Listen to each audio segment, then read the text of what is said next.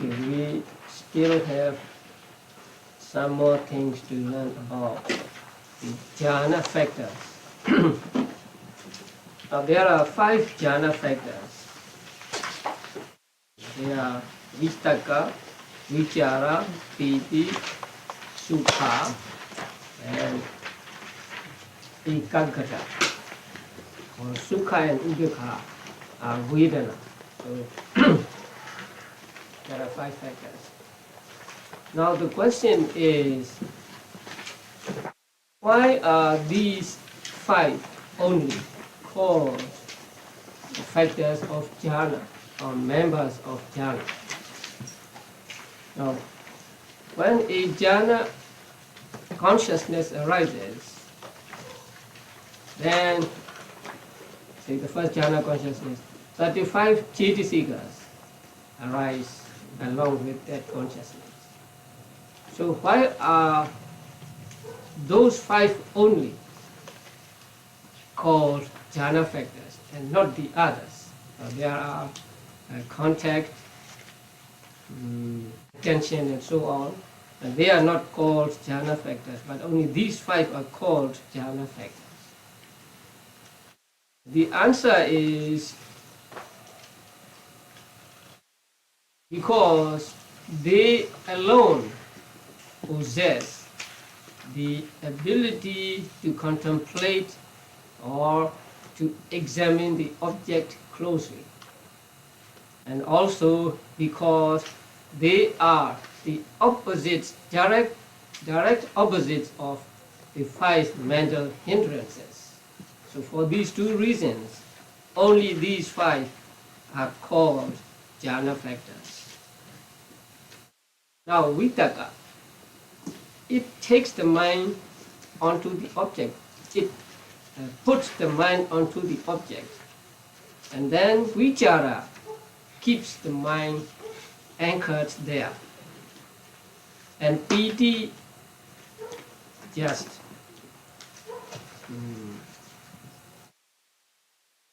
refreshes the mind, and sukha intensifies it.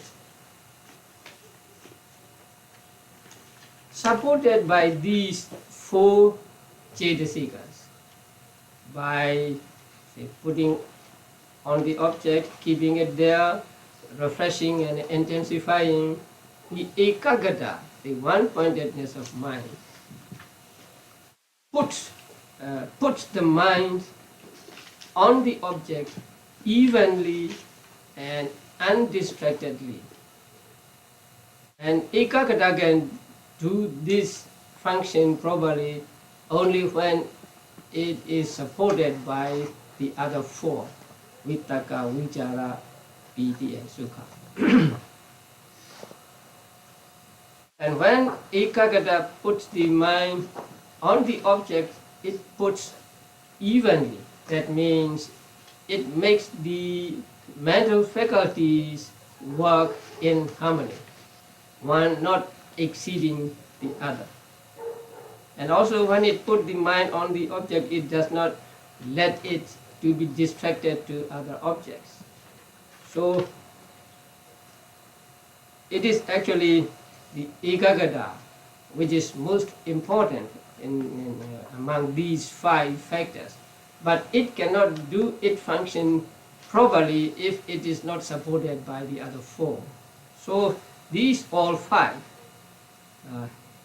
possess the ability to deal with the object closely, to examine, or we should say, to contemplate the object closely, or to examine the object closely. So that is why they alone are called jhana factors, and not the other cetasikas that go along with the jhana consciousness. So this is one question. The other question is that stems from the second reason given, because these 5 jhana factors are direct opposites of the 5 mental hindrances. So which is the direct opposite of which mental hindrance. So it's given on the sheet.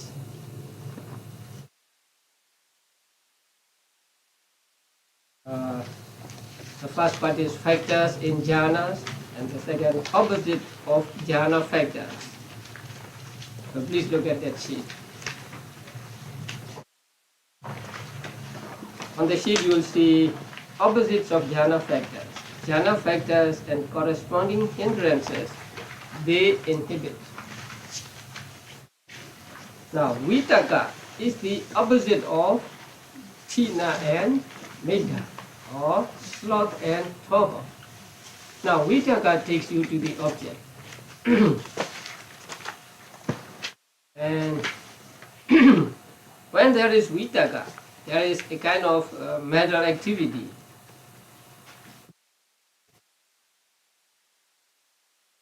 So vitaka is something like the nature of shaking. So when there is vitaka, thina and medha cannot overwhelm the mind. That is why sometimes we say, oh, I cannot go to sleep because I have a lot of vitaka. So long as there is vitaka, thina and medha are inhibited. They are the direct opposite of vitaka. And then vichara is the direct opposite of vicikiccha, doubt. Now vichara is examining the object, or keeping the mind anchored onto the object, and so it is like panya. So since it is like panya, it is the opposite of vicikiccha, opposite of doubt. And piti is the opposite of vyabhara.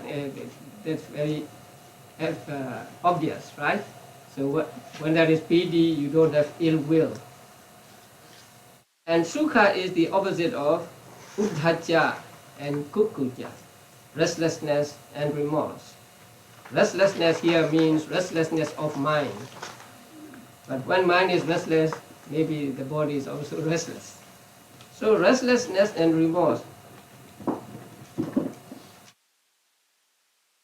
are the direct opposite of sukha, or sukha is the direct opposite of these two. So when you are happy, happy here means peaceful. So when you are peaceful, there is no restlessness and no remorse. These two are something like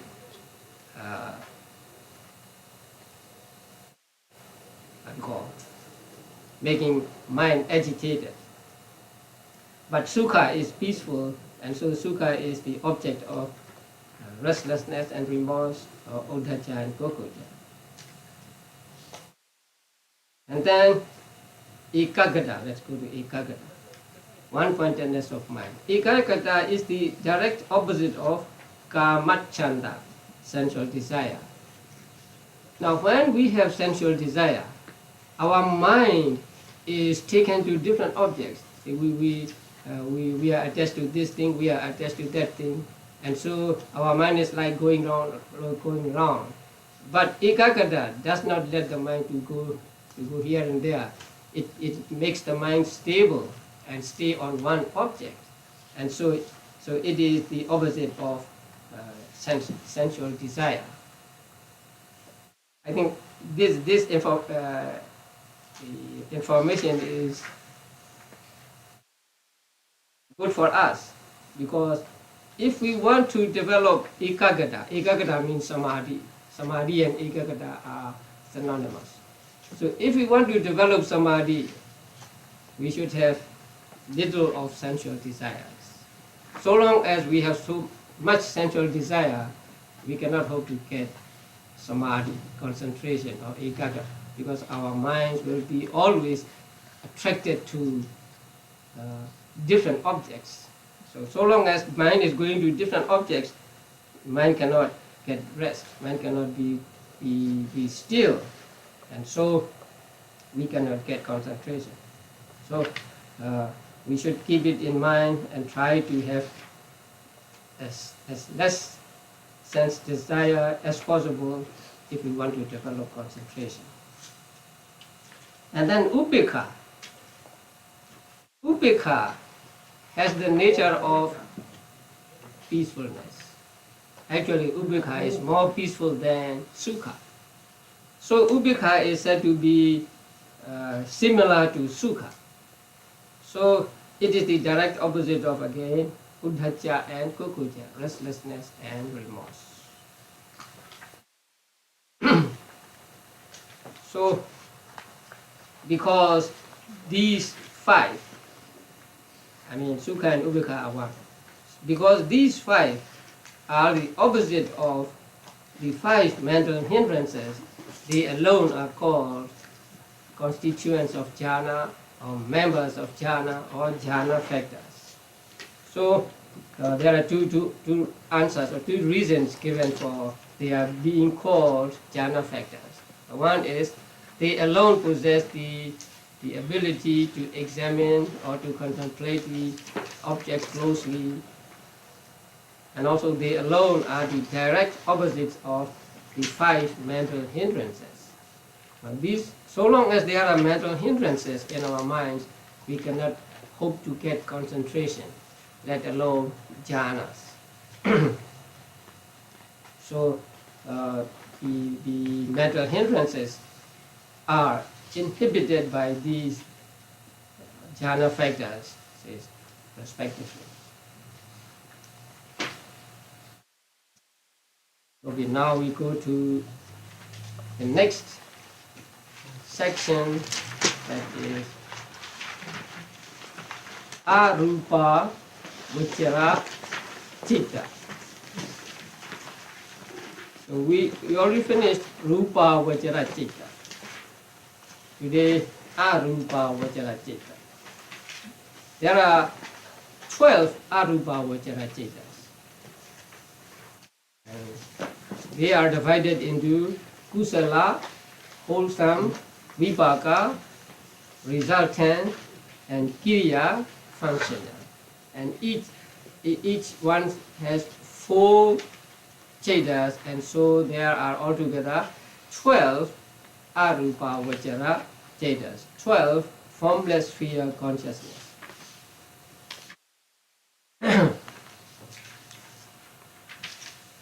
What is the meaning of arupa vichara?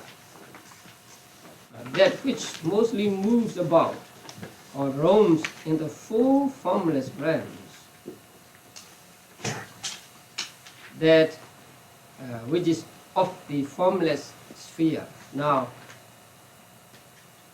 you know there are 20 realms of Brahmas, 20 realms of higher celestial beings, and 16 are said to be form, said to belong to form sphere, and 4 to formless sphere. So the 4 formless sphere are those where there is only mind. So there is no form or no material body there. So they are formless or materialless beings, or mind-only beings. So when a person is reborn, there only the mind, that means only cetas and cetasikas will arise there. No material thing whatsoever. No body, no eyes, no ears, and so on. In order to be reborn in those formless realms, one has to get these jhanas, one of these 4 arupa vichara jhanas. Now, how does one go about to get arupa vichara jhanas? Now, in order to get arupa vichara jhanas, one must have already the 5 rupa vichara jhanas. One must be able to enter into them.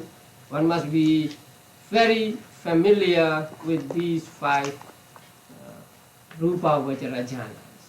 And from these rupa vichara jhanas, or basing on these rupa vichara jhanas, especially the 5th, the yogi, the meditator, will go on to arupa vichara. Now, these jhanas are called mundane jhanas. So they can be attained even when there are no Buddhas.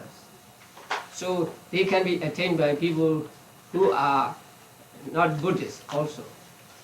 Many Hindus, according to our books, many people who are not Buddhist also get these jhanas.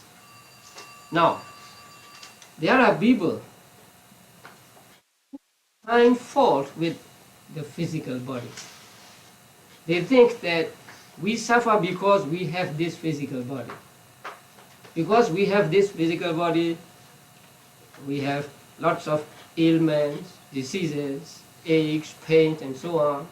And also, depending on this physical body, we try to, we quarrel with each other, we try to hurt each other, and so on. So they think that we have a lot of suffering because we have this physical body. So if we can be without this physical body, we would be very happy. So they find fault with physical body of material things, and so they try to eliminate or get rid of this physical thing, physical body.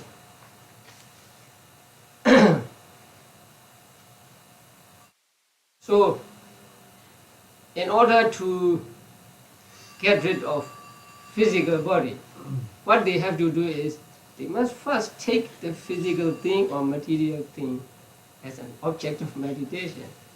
Then they will proceed. So first, a person must be able to get into Rupa Vajra jhanas or have mastery in using the 5 Rupa Vajra jhanas.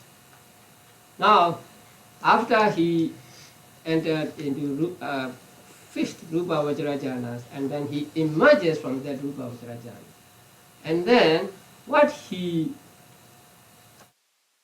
does is to concentrate on the space left by the removal of the kasina counterpart sign. Now, when you practice kasina meditation, first you look at the disc, and then you try to memorize it, and then you get the image in your mind. The first image is called grasp sign. And then you dwell on that sign again and again, and it becomes refined. And so when it becomes refined, and it is clear of blemishes and so on, it is called a counterpart sign. So these signs are actually not ultimate reality. They are concepts actually, because they are only in your memory, in your mind.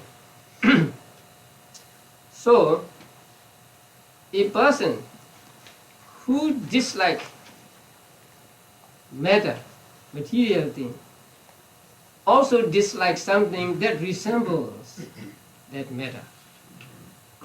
The real kasina disc is matter, a material thing. But that counterpart sign is not a material thing. It is a concept, conceptual object. But it resembles the material object. So that person hates that concept also. The simile given in Visuddhimagga and also in Atthasalini is that a person who is afraid of ghosts will be afraid of something which resembles a ghost. He may see a tree stump at night, and he may think that that is a ghost, and he is afraid of it. Sometimes a person is afraid of a snake, and then when he sees on his waist a rope or a crack in the ground, he might think that it is a snake, and then he is afraid of that. So in the same way, this person dislikes or is disgusted of matter. He doesn't like a physical body.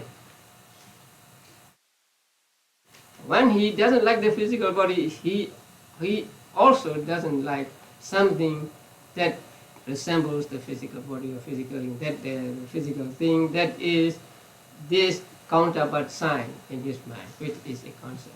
So he tries to remove this concept from his mind. So in order to remove it, first he must get this sign into his mind. So he concentrates on this mental image, counterpart sign again and again and again. And then he stopped paying attention to that sign. Instead, he pays attention to the space taken by or covered by that sign. So when he stopped paying attention to the sign itself, that sign disappears. And in its place, there remains just an empty space. And that empty space is called space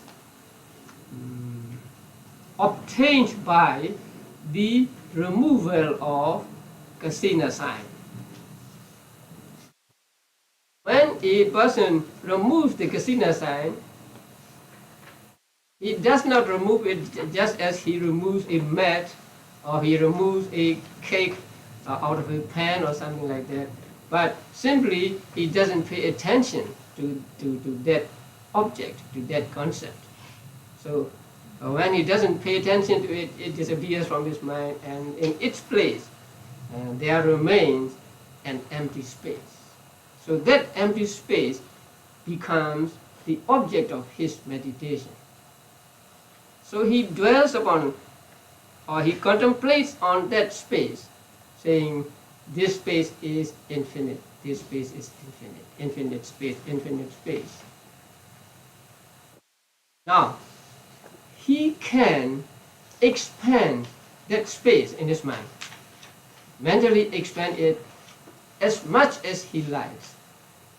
He may expand this space to the size of the whole world cycle, or he may expand this space to about the size of a football field, or about the size of the mat or something like that.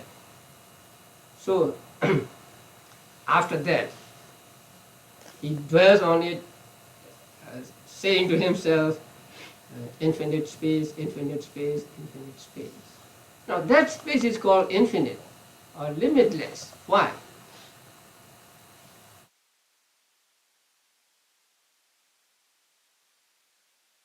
That space is left when the kasina sign is removed, right? So there must be some limit to it, right? But he must contemplate on it as infinite space, or limitless space, limitless space. Now, here limitless means not that it has no boundaries or whatever, but since it is a concept, since it is not an ultimate reality, it has no beginning, so it has no end. So that is why it is called limitless or boundless or infinite. So infinite in the sense that it has no arising edge and no disappearing edge. Because concepts have no arising and no disappearing. They appear in our minds, and so we cannot say that they arise at this time and they disappear at another time. So, since that space obtained by the removal of the kasina sign is a conceptual object, it has no beginning and no end, and so it is said to be infinite, without beginning and an end. And he contemplates on that object again and again and again. And so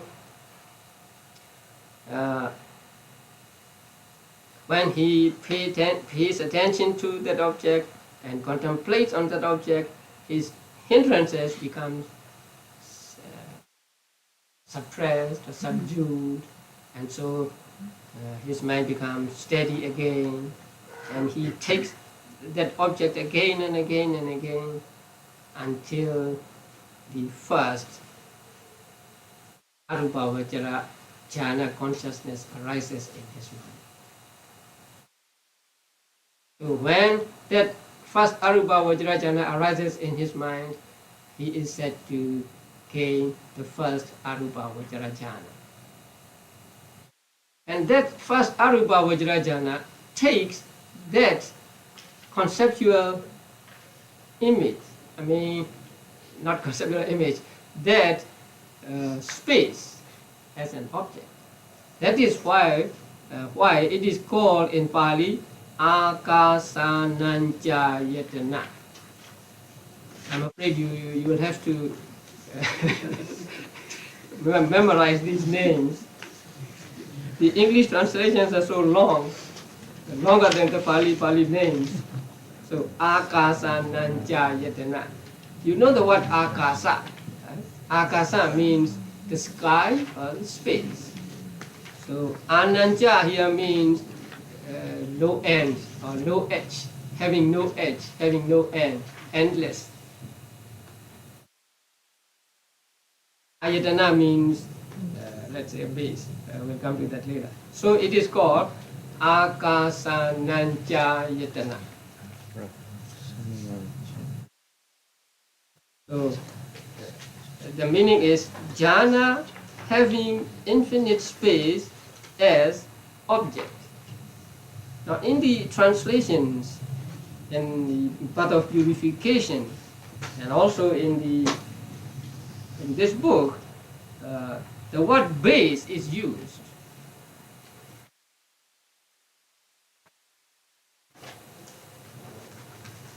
But I think that's not so good.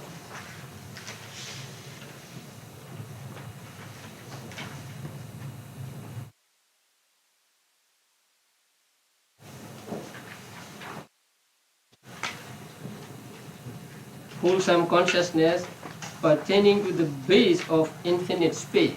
Now, we must understand the word ayatana here. Akasananjayatana, right? Akasananja ayatana. Ayatana, the word ayatana is translated as base. But here, base means habitat or simply the object. So simply it means the object. So this consciousness has the infinite space as object. So instead of using base, I think we should use object. Base can mean some other thing. So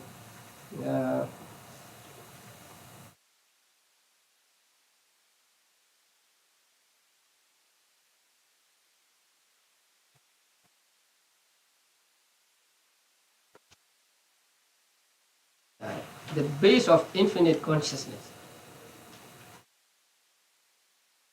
So this is the first arubhavajara jhana consciousness. And with this arubhavajara jhana consciousness, how many jhana factors arise? Only two. Upekha and ekaggata.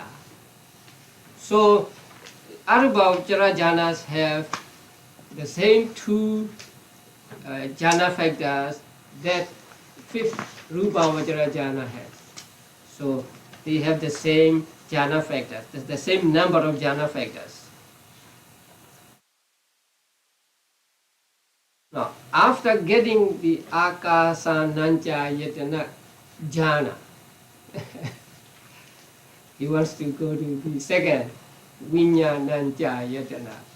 So he thinks that akasananjayatana is near to the material things, and it is not so not so subtle, not so lofty as the second Vijnananja Yatana. So by thinking in that way, he loses interest in the first, the Akasananja Yatana. He becomes dispassionate towards that consciousness, and so he wants the higher consciousness. So in order to get the second Arupa Vajra Jhana, he must take the first Arupa Vajra Jhana consciousness as the object of his meditation. So after entering into the first Arupa Vajra Jhana jhana, he emerges from that jhana and then takes that jhana consciousness as the object of his meditation, saying consciousness, consciousness, or infinite consciousness, infinite consciousness. Now here, infinite means this consciousness takes the object which is infinite. Therefore, it is called infinite consciousness. And also, when he contemplates on that consciousness, he must take it as a whole, not just parts of them, parts of it. So there should be no limit to that object. That is why he contemplates on that consciousness as infinite consciousness, infinite consciousness. That means consciousness that takes the infinite space as object, and also that should be contemplated infinitely.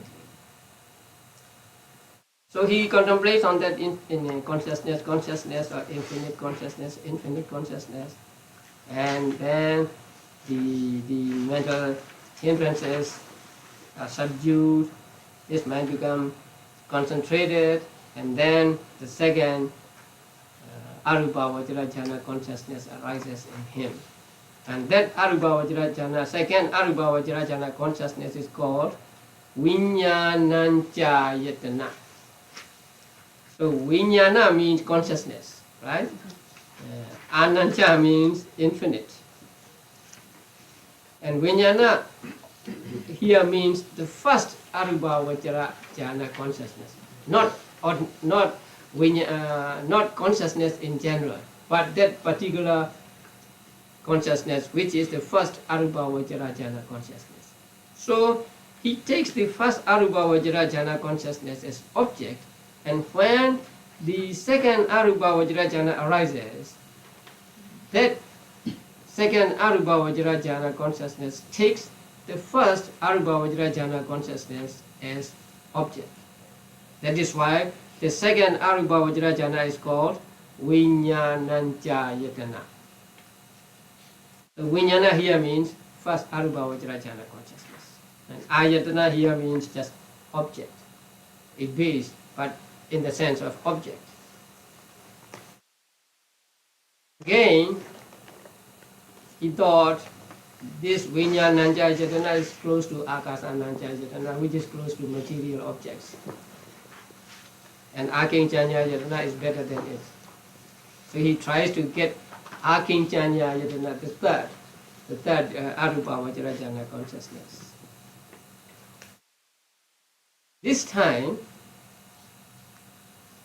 what he takes as object is the absence of, or the nothingness of the first Arupa Vajra Jhana consciousness. When he gets a second Arupa Vajra Jhana consciousness, first Arupa Vajra Jhana consciousness has already disappeared. So he takes that disappearance or nothingness or absence of first Arupa Vajra Jhana consciousness as an object of his meditation. So he, when he practices meditation, he says, there is nothing whatsoever, there is nothing whatsoever. In Pali it's called nati kinchi, nati kenji. So nothing whatsoever, he practices that way. That nothingness is also a concept. It is not the ultimate reality. The ultimate reality is the consciousness. But what he contemplates on is not on the first Arupa Vajrayana consciousness, but on the absence of that Arupa Vajrayana consciousness. It is no longer there.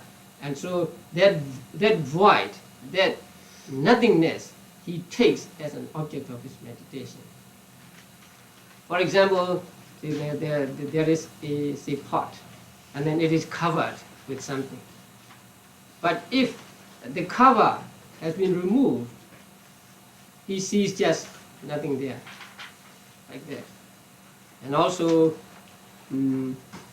suppose now that there are many people assembled here, so a person may come and sees these people here, and then he may go out somewhere else, and then after the class is over, he will come back, and then he sees nobody here. He sees just an empty space.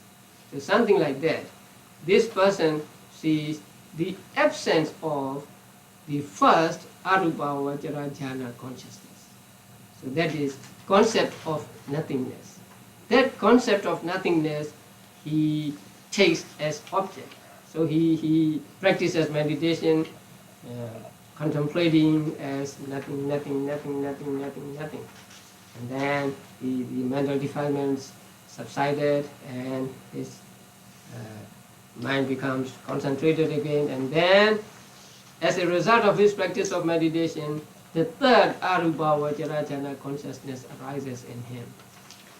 And that third Arupa Vajrayana consciousness is called Akincanyayatana.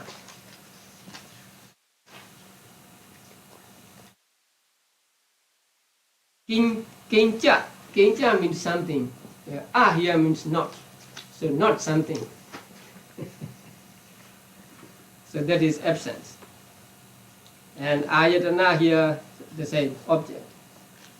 So the third Arupa Vajrayana consciousness takes what as object? Nothingness of first Arupa Vajrayana consciousness, right? So that is Akincanyayatana. Again, he wants to go to a higher level of jhana, the fourth one.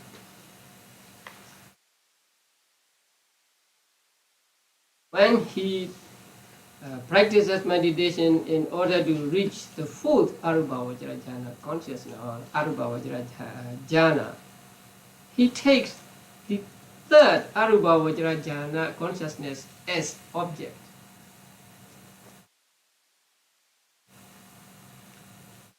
So he enters into the third Arupa Vajrayana and then emerges from that Arupa Vajrayana and take that third Arupa Vajrayana consciousness as object of his meditation. So he contemplates on that consciousness, saying to himself, this is peaceful, this is good. This is peaceful and this is good because it can take even nothingness as object. It would be very difficult to take a void or a nothingness as object.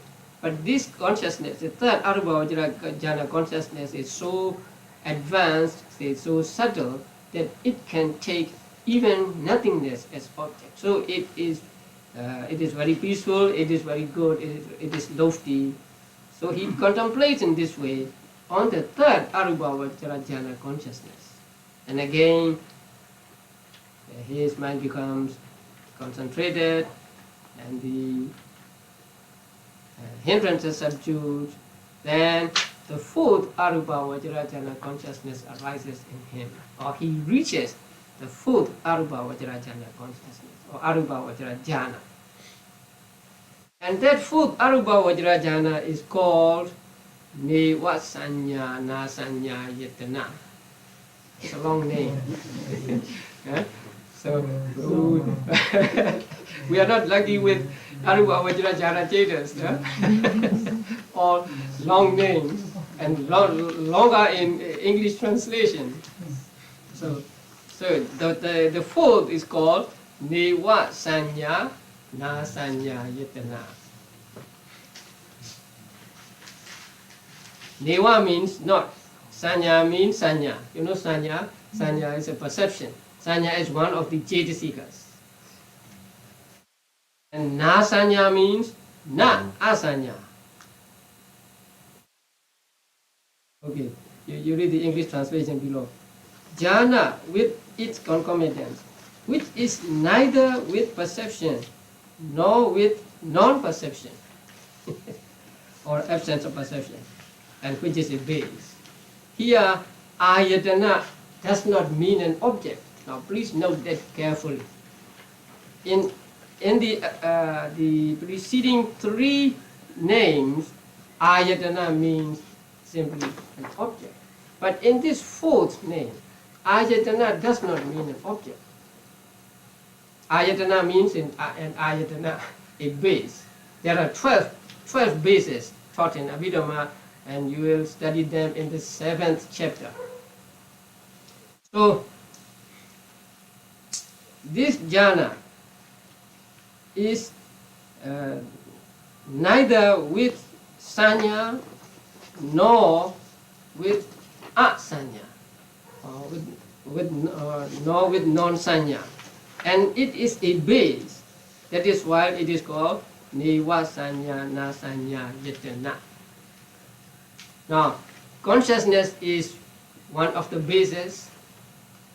Mental factors are one of the bases. There are 12 bases: eye base, ear base, nose base, tongue base, body base, and then visible object base, right?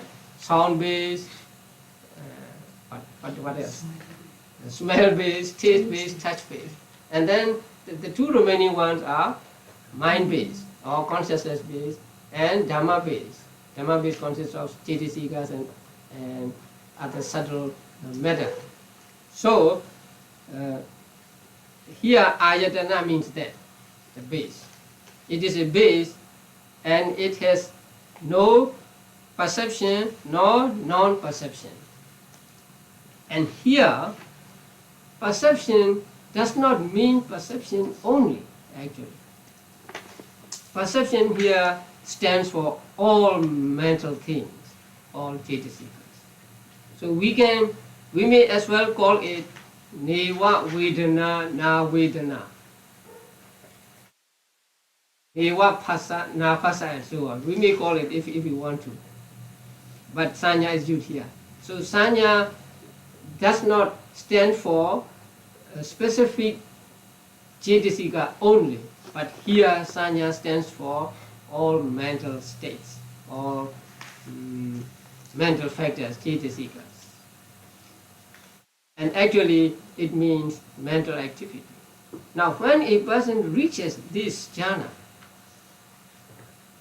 the mental activity in this jhana has become so subtle, so refined, that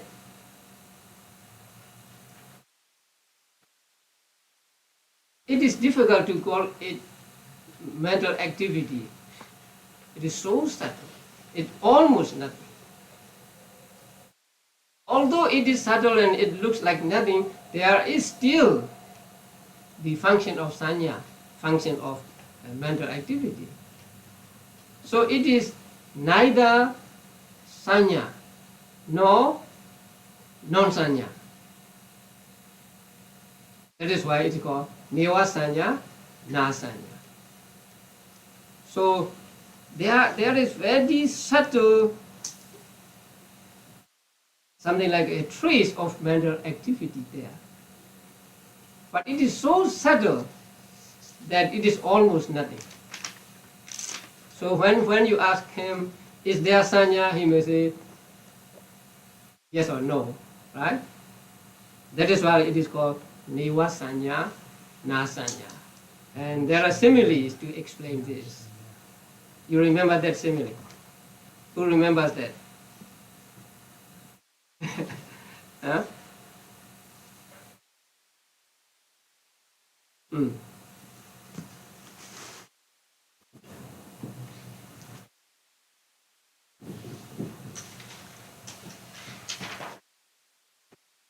So now, Neva Sanya, Na Sanya.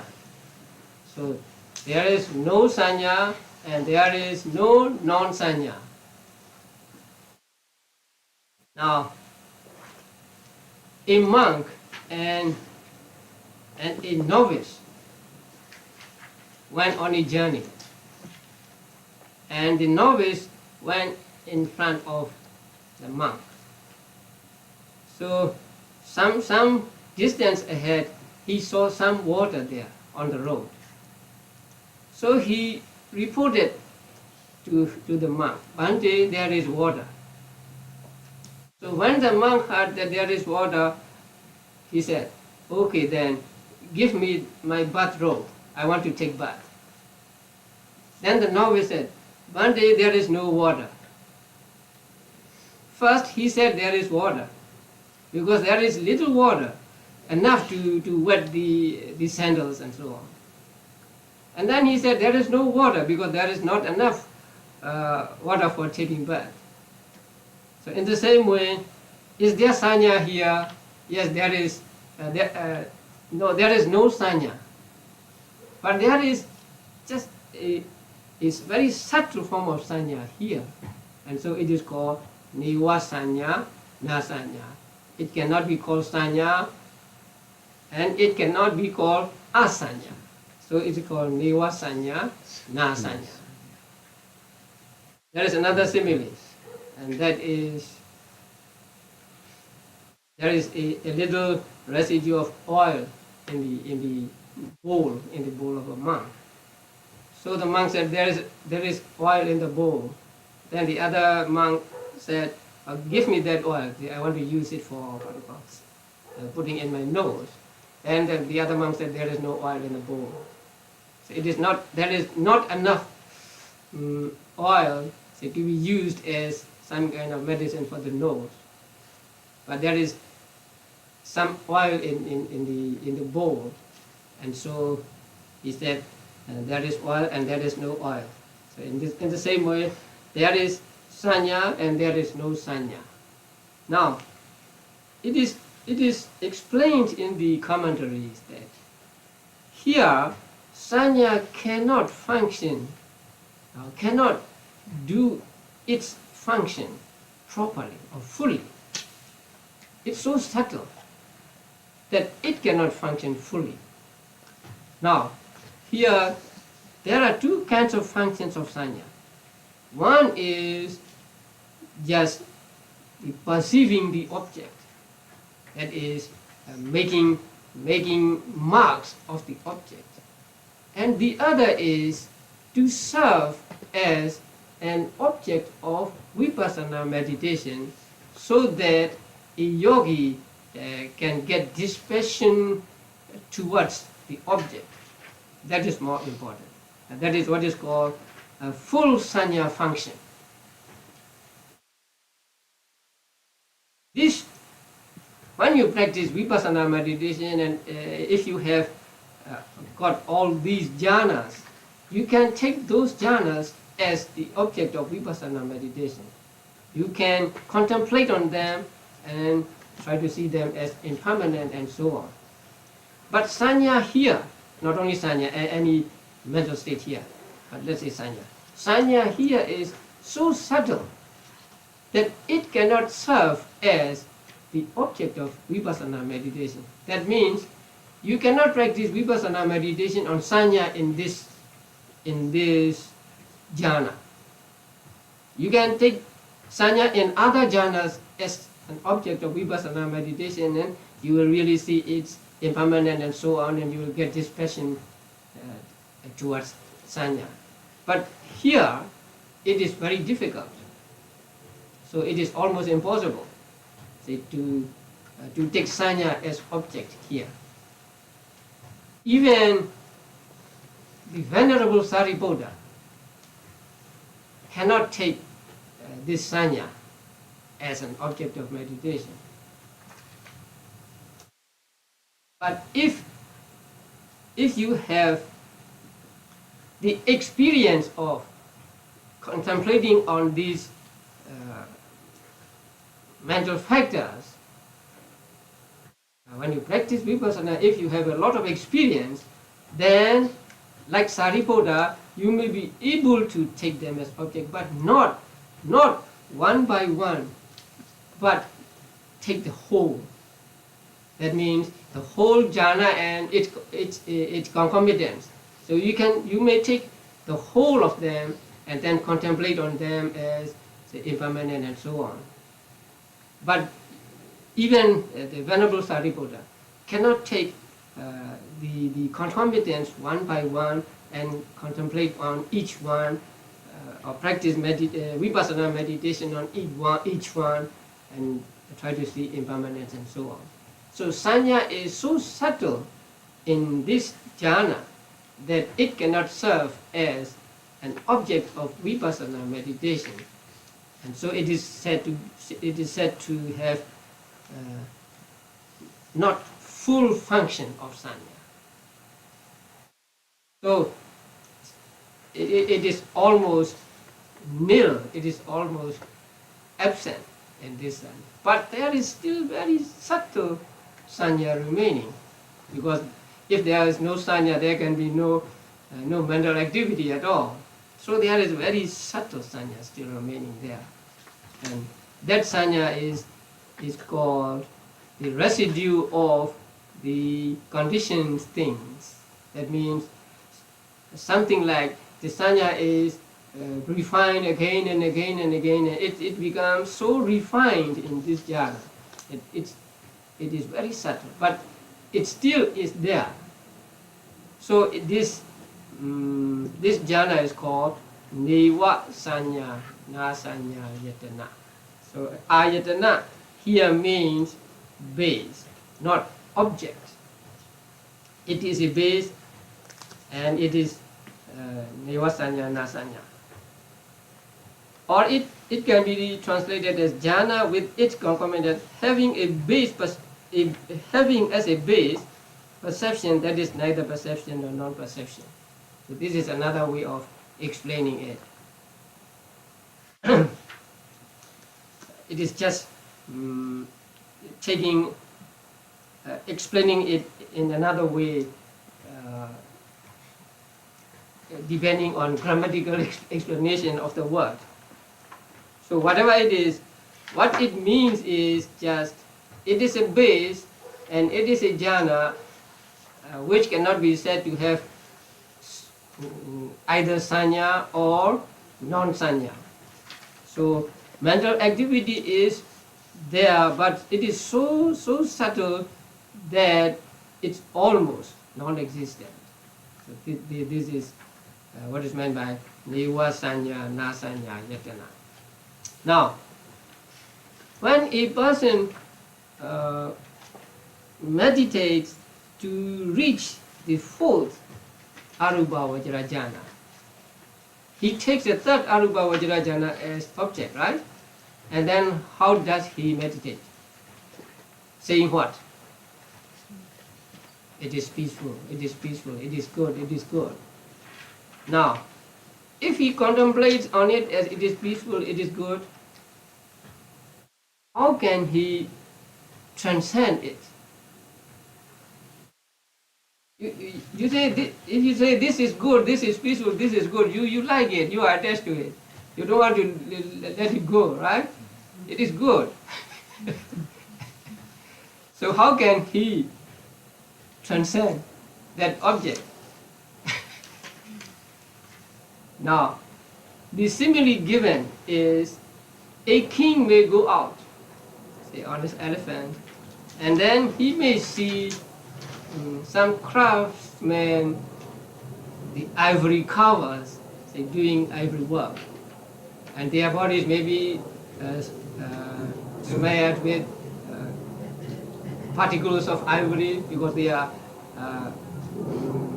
doing ivory work, and then they are making delicate and beautiful objects of ivory. So when the king sees them, he praises them. Oh, how talented or how good they are! They can make such beautiful objects of art. But although he praises those ivory covers, he does not want himself to become an ivory cover, right? He praises them, oh, they are fine people, they are talented people or something like that. But he will not leave his regency, kingship, and then want to become an ivory cover himself. So, although this person practices on the third Arupa Vajrayana, contemplating on it as it is good, it is peaceful and so on, he doesn't want it. He doesn't want it for himself, but he was just contemplating on the fact that it is peaceful, it is good. But although he contemplates on it as peaceful and good, he does not want it. That is why he is able to transcend that object. Now, the second Arupa Vajrayana takes the first Arupa Vajrayana consciousness as object, right? And the fourth Arupa Vajrayana takes the third Arupa Vajrayana consciousness as object. And I said that although they take them as object, they do not want them, right? If they want them, they will not get over those objects, and they will not get the second jhana or the fourth jhana. So what? How do you explain that? There are lots of similes given in the commentary. So you are serving a king, and that king may be cruel, or he may do something which you don't like. So although you dislike the king, you have to serve him because you have no other livelihood. So since you have no other livelihood, you have to put up with the king and still serve him or still attend to him. So in the same way, although the yogi does not want the first Arupa Vajrayana and third Arupa Vajrayana, he has to take them as object because there is no other object to take. That is why he is able to transcend these objects and reach the higher stages of jhanas. So now these are the four Arupa Vajrayana consciousnesses. So the first is called what? Akasananchayatana. The second, Vinyananchayatana. The third, Akinchanyayatana. The fourth, Eva Sanyana Sanyayatana. So in English, I don't know how to say in English. So just to remind you, I put just infinite space, infinite consciousness, absence of consciousness, and matter perception, non-perception.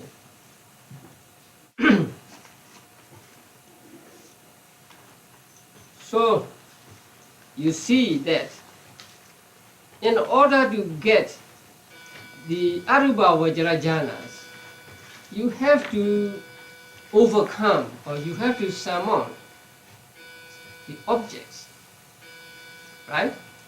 So Arupa Vajrayanas are different from Rupa Vajrayanas in that they have to surmount the object. That means they have to something like eliminate the object in order to get the higher jhanas. Not like Rupa Vajrayanas. Do you know the difference? Do you see the difference between Rupa Vajrayanas and Arupa Vajrayanas? In Rupa Vajrayanas, in order to get a higher jhana, what must you do? You do not do away with the object, but you do away with the jhana factor, right? So you eliminate one factor after another, and you get the higher jhana. But in Arupa Vajra jhanas, there are only two factors, you cannot eliminate them. So here, you get the Arupa Vajra jhanas by surmounting, by, let's say, eliminating the objects. So that is the difference. Rupa Vajra jhanas are factor eliminating jhanas, right? Arupa Vajra jhanas are object surmounting jhanas. That's the difference. Okay, later we will find out the jhanas, I mean objects that they take and the objects that they surmount. Let's go to Vipaka now. The Vipaka Chetas are identical with the wholesome Chetas. So they have the same name, Akasa, Ananja, Yatana, and so on. So if you get the first Arupa Vajra jhana or Akasa, Ananja, Yatana jhana, and you die with this jhana intact, and you will be reborn in the realm of Akasa, Ananja, Yatana, Brahma. And there you will have no physical body, just Cheta and Chetasikas functioning there. And the first Cheta that arises in that realm will be the first Arupa Vajra jhana, resultant consciousness. And if you get second Arupa Vajra jhana here, and then when you are reborn in the Arupa Vajra realm, then the first consciousness there will be the Vijnananjayatana resultant consciousness. The same with the third and the fourth. So the four Arupa Vajra Vipaka consciousness, the four resultant formless sphere consciousness arise only in the Arupa Vajra realm. They will not arise in human beings or in devas or even in Rupa Vajra Brahmas. They will arise only in the Arupa Vajra Brahmas. And then Arupa Vajra Kiriya function. That you know, right? Yeah, they belong to Arahants only. So after becoming an Arahant, you practice meditation and you get the Arupa Vajra jhanas, then your jhanas will be Kiriya, Arupa Vajra Kiriya. The same identical jhanas, Akasananjayatana, Vijnananjayatana, Akinchanyayatana, and Nivasanya Nasanyayatana.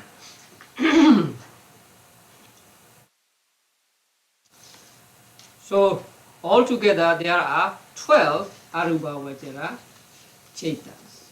4 Kusala, 4 Vipaka, and 4 Kiriya. Now, what feeling? What feeling are they associated with?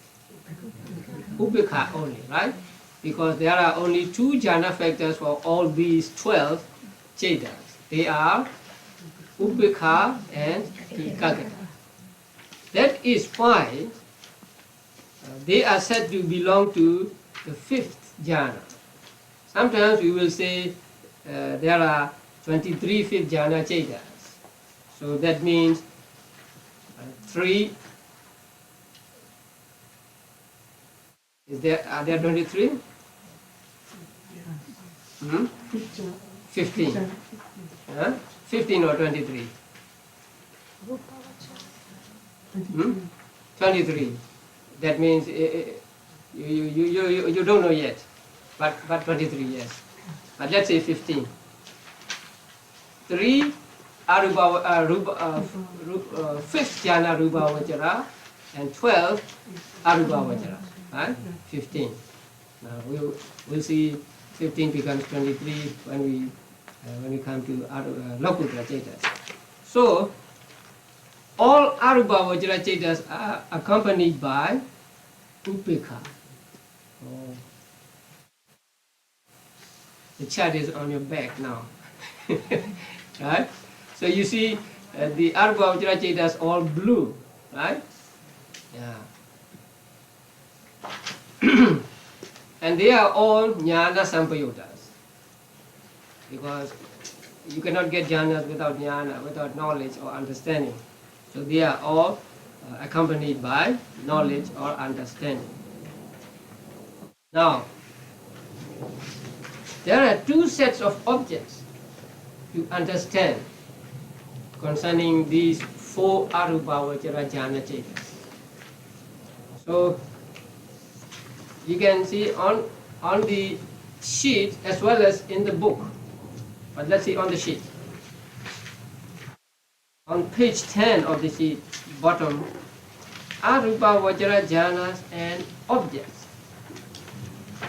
So, there are two kinds of objects here.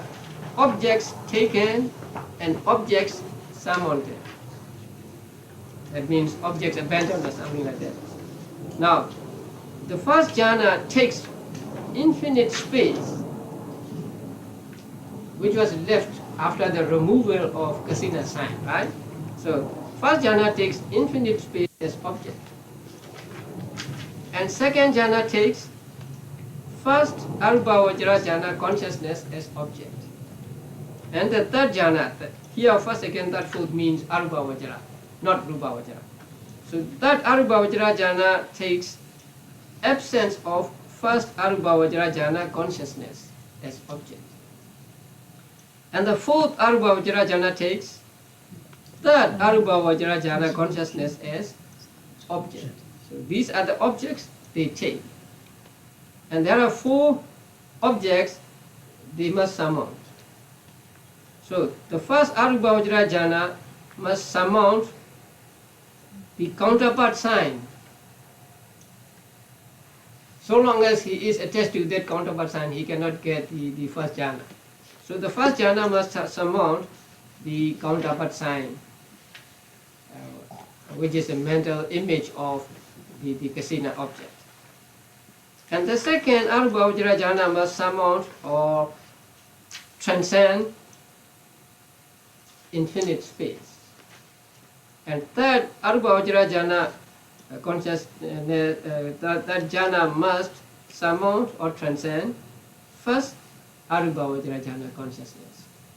And then the fourth arubhavachara jhana must transcend the absence of first arubhavachara jhana consciousness. First they take them as objects, right? And then they surmount them, they transcend them. So they have to take these objects as the object of their meditation, and when their meditation is successful and they get the jhana, these objects are no longer there. These objects are surmounted. So there are two sets of objects with regard to four arubhavachara jhanas. So objects they take and objects they surmount. Just a little bit different. So today we come to the end of mundane consciousness, Lokiya Chetas. Right?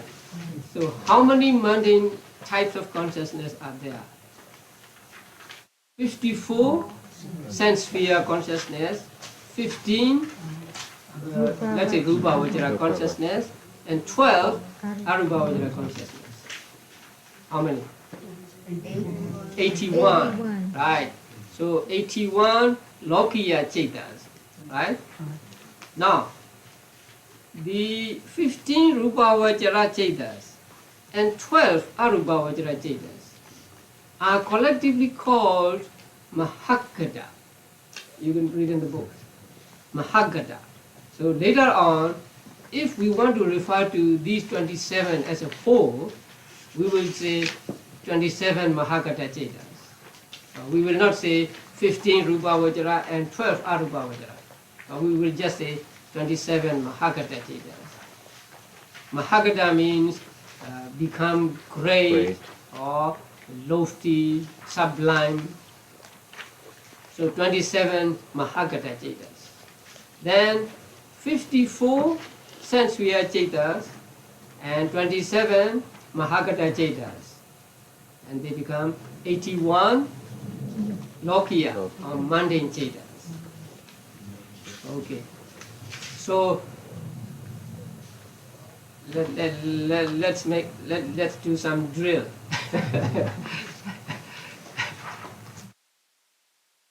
Okay. So there are how many Lokiya Chetas? 81 Chetas. So how are they divided? Broadly divided. Kama, sense sphere consciousness and Mahagata consciousness, right? How many are sense sphere consciousness? 54. And how many Mahagata? 27. And 54 Kama Vajra sense sphere consciousness, how are they divided? 12 Akusala Chetas, and then 18 Ahituka or rootless, and 24 beautiful, right? Beautiful sense sphere consciousness. Yes. And how are the 15 Rupa Vajra Chetas divided? Let's say first jhana, second jhana, so on. So 3 first jhana Rupa Vajra consciousness, 3 second jhana, third jhana, fourth jhana, and fifth jhana. And then Arupa Vajra jhana consciousness, 3 first jhana or Akasa Nancha Jatana, 3 second Arupa Vajra jhana, 3 third Arupa Vajra jhana, and 3 fourth Arupa Vajra jhana. And with regard to feeling, how among the 15 Rupa Vajra Chetas, how many are accompanied by Somanasa? 12. First jhana 3, second jhana 3, third jhana 3, fourth jhana 3. And how many are accompanied by Upekha? 3. Fifth jhana Chetas 3. And among 12 Arupa Vajra Chetas, how many are accompanied by Somanasa? None. How many are accompanied by Upekha? All 15. So among 27 Mahagata Chetas, how many are accompanied by Somanasa? It's okay. You look well. 12. 12. And how many are accompanied by Upekha? 15. Right? 15. 3 fifth jhana Rupa Vajra Chetas and 12 Arupa Vajra Chetas. Yeah. So these are called mundane Chetas. That means they belong to the three realms: Kama Vajra, Rupa Vajra, and Arupa Vajra. Later we'll transcend the Loka and go to Lokuttara Chetas, but that will come later. So today we finished the 81 mundane consciousness.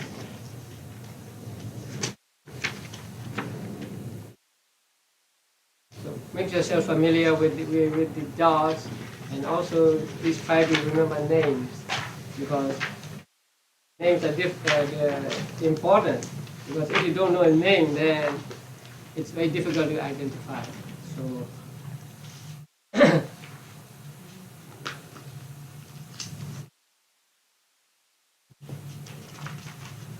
have you got familiar with the chart?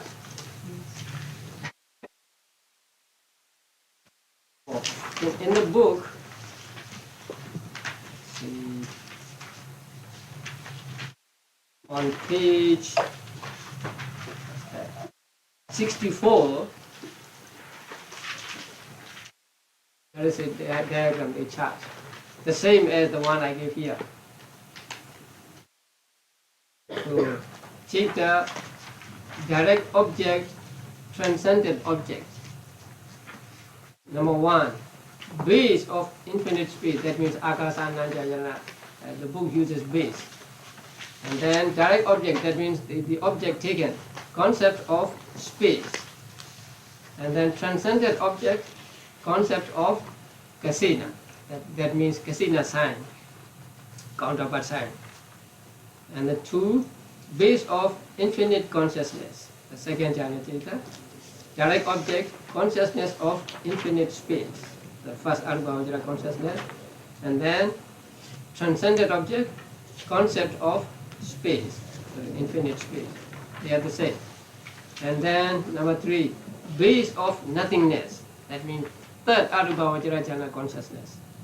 And direct object or object taken is concept of non-existence or nothingness. And transcendent object, consciousness of infinite space. That means that Arubhavajra jhana consciousness.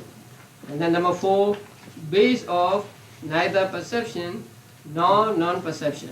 That is the fourth Arubhavajra jhana. Direct object or object taken is consciousness of nothingness. That means third Arubhavajra jhana consciousness. And transcendent object, concept of non-existence. That is absence of first Arubhavajra jhana consciousness.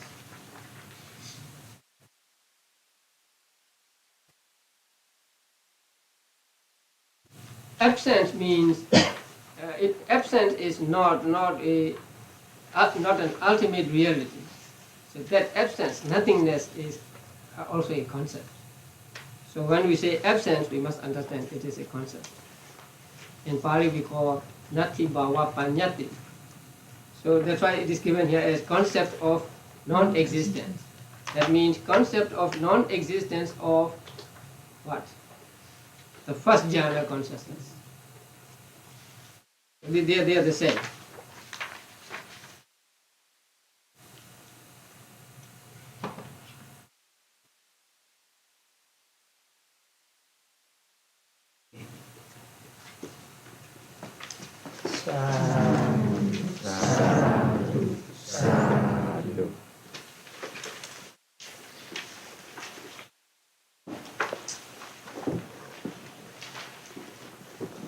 We have some time.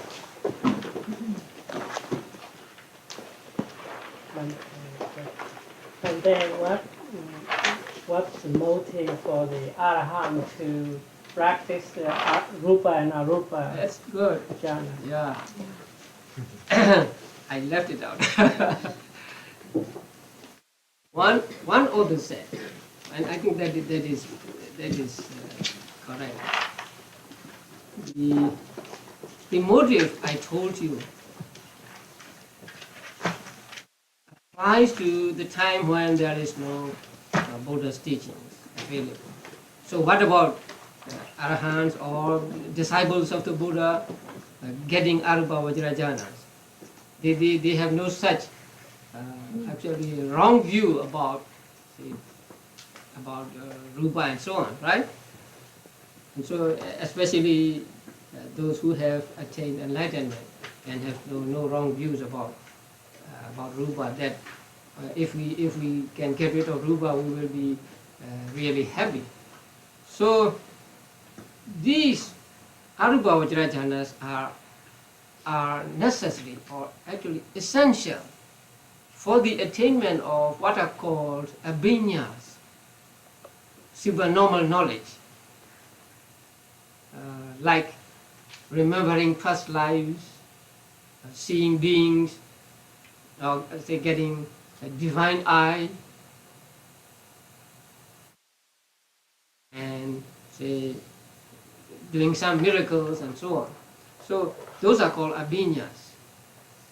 Those abhinyas can be obtained only if a person gets all say 8 or 9 jhanas, including these 4.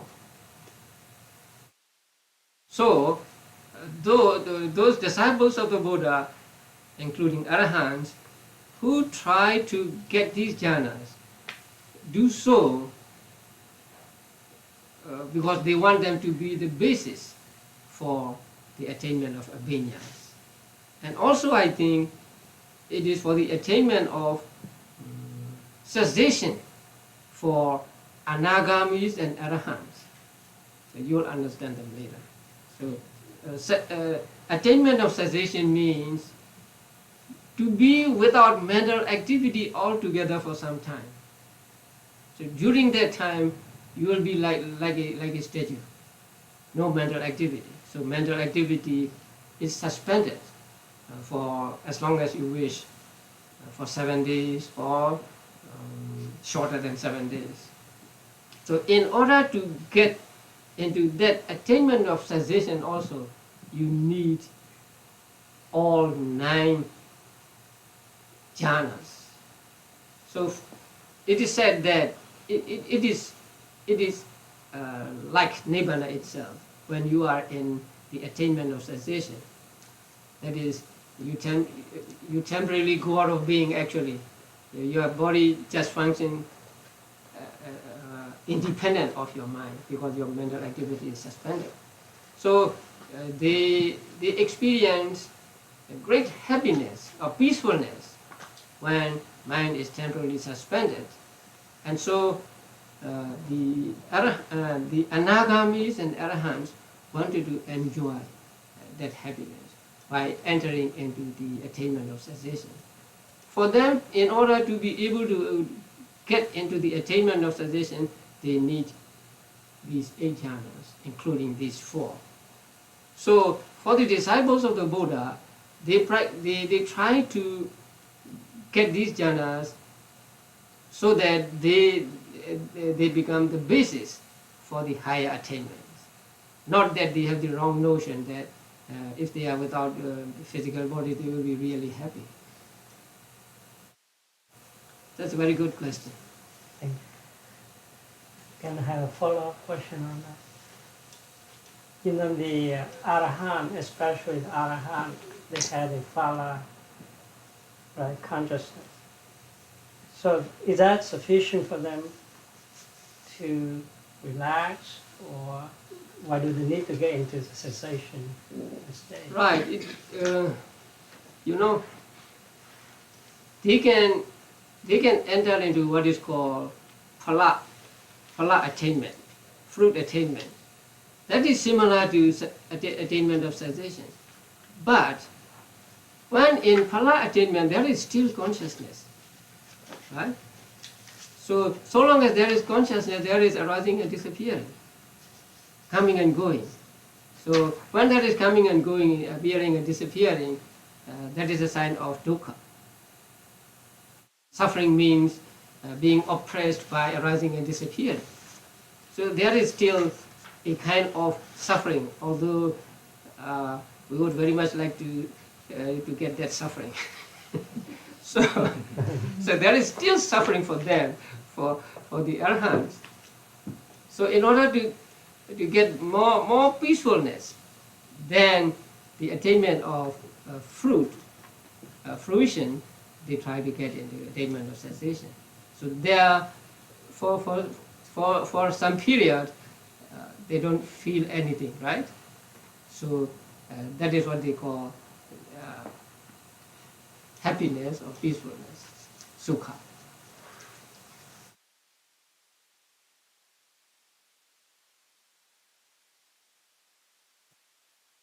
Okay. So the only way to go to the formless sphere is to go to the samatha meditation. Yeah, this is samatha meditation, yes. And the practice of Rupa Vajra jhanas and Arupa Vajra jhanas will be explained in the 9th chapter also. 9th chapter deals with meditation, samatha meditation and vipassana meditation. So we will come to these jhanas again there. In fact, I can defer this explanation until we come to the 9th chapter, but I cannot hold this information from you, so I told you this time. I may repeat it when we reach the 9th chapter. I'll just refer you to my talks and if you can, and if you have this book, I mean, the Path of Purification, for this Arupa Vajra, please read chapter 10.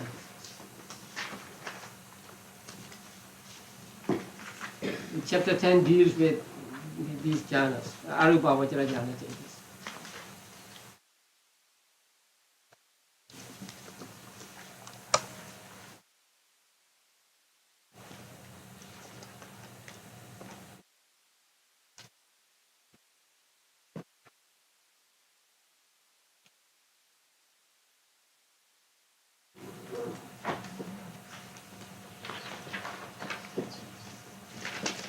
Okay then.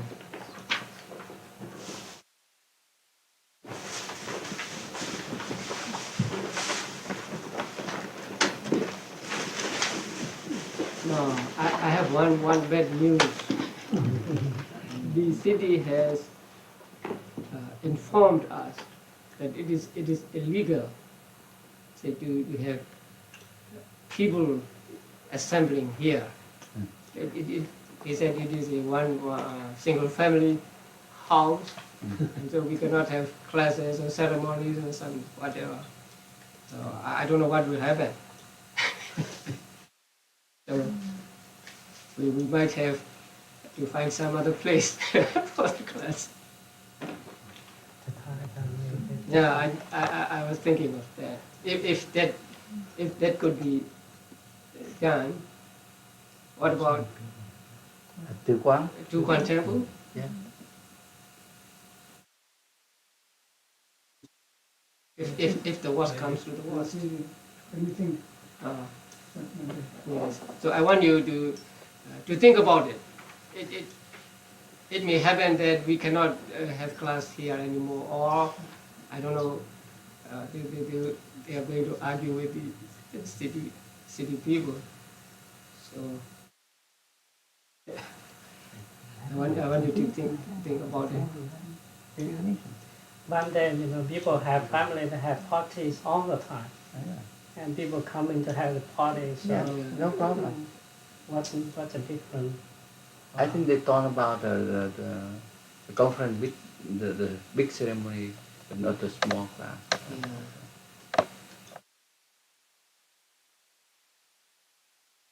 Maybe then somebody sent a complaint. Maybe they'll complain. Because lately we have a lot of gatherings here. People don't like it when over. Right, yes. They don't like many people going and coming here, cars, parking. That happened at the Thai temple in Yeah. Berkeley. They Oh. had some problem with parking. Mm. They had a special town meeting Oh. for hearing. Oh, yes. One day, the Tathagata Center is always open for you. It's too far from here. For me, I mean.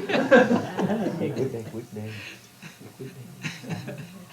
Maybe Tu Quan Temple would be closer to you, Yeah, especially for people from the East Bay. Yes. Yeah.